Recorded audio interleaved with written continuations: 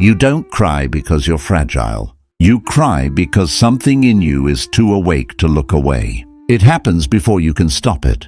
A tightening in the throat, a pressure behind the eyes. Your chest reacts before your mind can assemble a defense. You might cry during conflict, during kindness, during music, during moments that seem small to everyone else, but land in you like a wave. And somewhere along the way, you learn to be ashamed of this. You learn to apologize for your tears, to swallow them, to say, "I'm sorry, I don't know why I'm crying." But the truth is, you do know. You've always known. You cry because your emotional system never learned how to close the door. Because once upon a time, staying open was how you stayed safe, how you stayed connected, how you stayed human in an environment that demanded emotional awareness more than emotional protection. Here is the paradox, the core wound.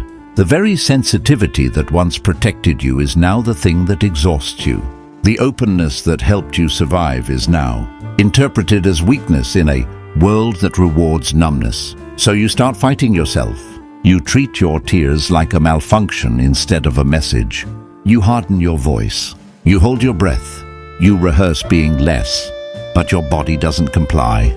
Because your nervous system was never trained for emotional denial. It was trained for emotional truth.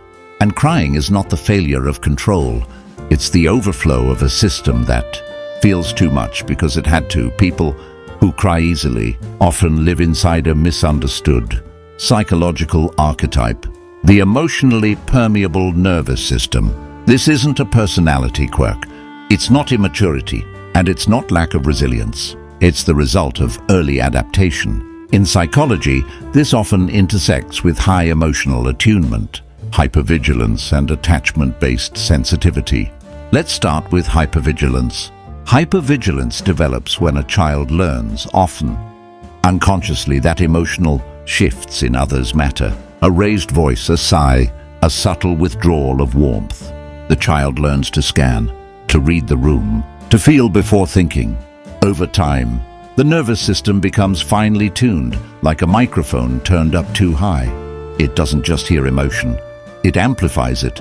Now add affective empathy, the ability to feel what others feel, not just understand it.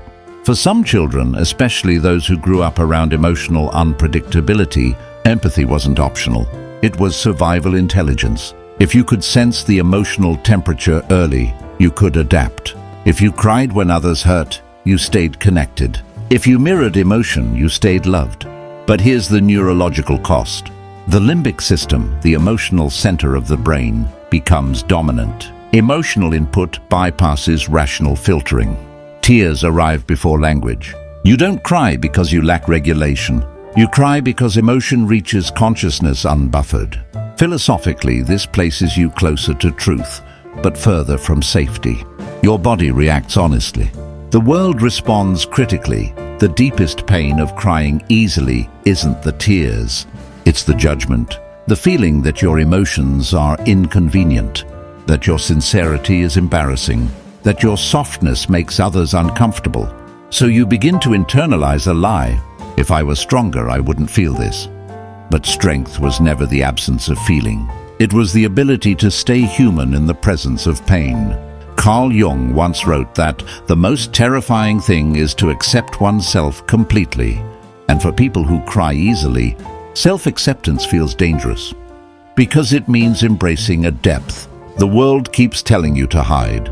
You learn to trade authenticity for belonging, to compress your emotional range, to smile while your chest floods. And this creates invisible grief. Grief for the parts of you that felt freely. Grief for the moments you held back tears, not because they were wrong, but because they were unwelcome. Your core fear becomes clear. If I express my emotional truth, I will be rejected. So even joy becomes complicated. Even love feels risky, because every emotion carries the threat of exposure. You're not afraid of crying. You're afraid of what crying costs you socially. This sensitivity doesn't disappear in adulthood. It evolves. You might notice it showing up like this. You cry during conflict, not because you're manipulative, but because confrontation overwhelms your nervous system. You struggle to advocate for yourself because emotion hijacks language. You feel deeply moved by music, films, or stories while others remain untouched. You absorb other people's moods and carry them long after interactions end. You downplay your feelings to avoid being seen as too much. You over-prepare emotionally for conversations, rehearsing calm you don't feel. These are not flaws. They are coping strategies. You became someone who feels first because thinking first wasn't always safe. Healing begins with witnessing instead of suppressing, not asking, "What's wrong with me?" but asking, "What did my sensitivity protect me from?" This is where self-compassion becomes neurological repair. When you stop gaslighting your emotional responses, the nervous system slowly learns safety. Tears no longer signal danger, they signal release. You don't need to become less emotional. You need to become less afraid of being emotional. Healing for people who cry easily is not about control. It's about containment. Learning to hold emotion without drowning in it. Practices like inner child. Reparenting teach the nervous system something radical. You are allowed to feel and still be safe. Shadow work invites you to reclaim the part of you were told was embarrassing and discover it was never broken. You don't harden, you anchor. You learn grounding instead of suppression. Breath instead of apology, presence instead of shame, and slowly something profound happens. Your tears stop feeling like exposure and start feeling like truth, moving through you. Rainer Maria Rilke once wrote, "Let everything happen to you, beauty and terror. Just keep going. No feeling is final. Your tears are not the end. They are movement. They mean you are alive in a world that often rewards emotional death.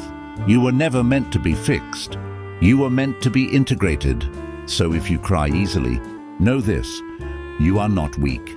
You are perceptive. You are emotionally fluent. You are deeply human. And in a numb world, that is not a flaw. That is a quiet form of strength. If this resonated, share it with someone who was taught to apologize for their tears. Subscribe, not to be repaired, but to remember who you've always been.